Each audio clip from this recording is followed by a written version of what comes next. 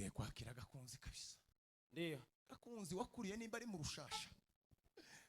Imana izigira neza kukiziba cyo kundondo.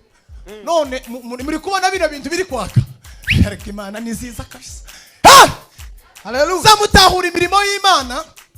Nimumara muyishime. Bama muhera ku maguru mushime.